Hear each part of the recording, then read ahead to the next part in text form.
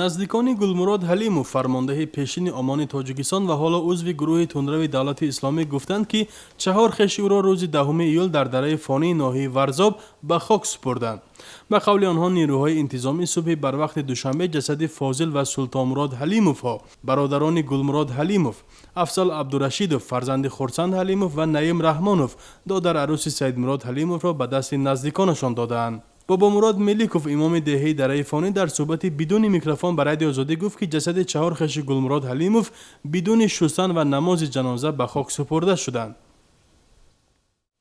бино ба иттилои манобеи расмӣ, ин афрод шаби 4 июли имсол дар як задухурд бо нирӯҳои интизомии Тоҷикистон дар ҳудуди деҳаи ибратии ноҳияи восеи вилояти Хатлон кушта шуданд. дар ин ҳодиса Анвар Ҳусейнов, муовини сардори риёсати умури дохилии Душанбе, низ захмӣ шуд. Наздикони Гулмурод Ҳалимов гуфтанд, ки тақдири се пайванди дигари онҳо, Али Ҳалимов, писари Султонмурод Ҳалимов, Комил Ҳалимов ва Назир Ҳалимов, бародарони Гулмурод, ҳанӯз маълум нест. бо гузашти тақрибан як ҳафта аз ин ҳодиса, мақомоти расмии Тоҷикистон низ тафсилоти қазияро нагуфтаанд.